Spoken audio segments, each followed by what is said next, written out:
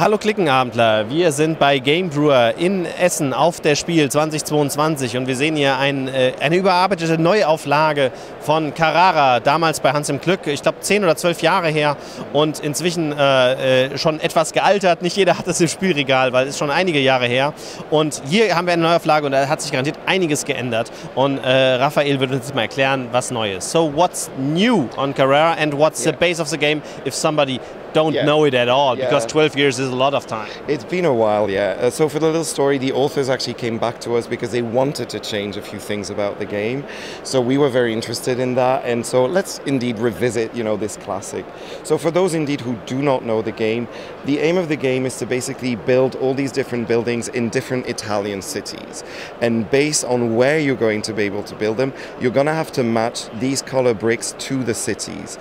The cities on the left are more valuable, will give you more points and more money, but the bricks that you need for them are also more expensive. So it is very much about trying to plan everything right. Everything is centered around this big wheel, and so you have these different bricks of marble that are going to move around every turn. And the price of the bricks of marble are going to go down every time, to the point where they actually become free even. And so you have to buy a number of bricks, store those bricks, and then with these bricks, you're going to build different types of buildings of different values. So you will build them, store them here above your player board, and then you will also have to score them. Now, this is where the game changes from the first edition. In the first edition of the game, you could obviously score whenever, but we did notice, and the authors as well, that people would wait until the end of the game to start scoring. But now we have a whole mechanism here. So we have this imperial board right there, and on that board you have different scoring markers in the 4 different player colors. And so when a player decides to score, they're gonna take their scoring marker, place it on their player board, and then all the other players have an opportunity to score as well in their turn to get the same bonus. And if they don't, let's imagine the blue player does but the yellow player doesn't. So blue scores. Yellow is going to go in this waiting zone, if you will. And then if the yellow player in the next turn decides, okay, I'm going to start scoring now, they cannot take any of the bonus locations. They have to first use the ones that are in the waiting zone, and then they can score as usual, but they're not going to get a bonus out of it. So it kind of forces players to score a bit earlier, because otherwise they miss on certain opportunities that really can make a difference in the game. And that's something that we really also wanted to have in the game as well, to score. So that is one thing.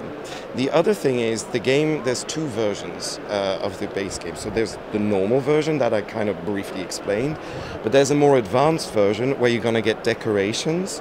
So the decorations, that's not something new.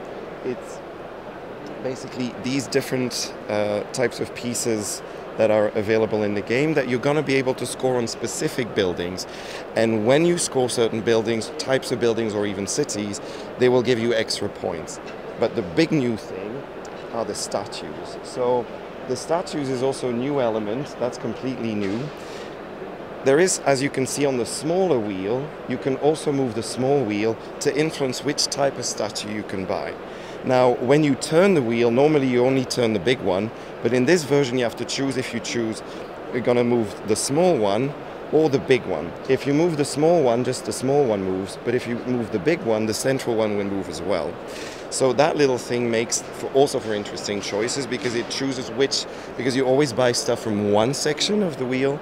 And so these statues are also going to be added to certain cities and also give an opportunity to score, but in different ways.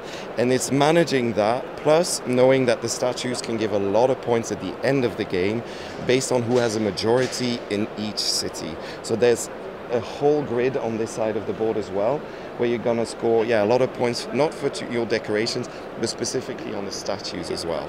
And so that's a whole new element that adds an extra layer of complexity to the game, but personally that I think makes it a lot more interesting as well.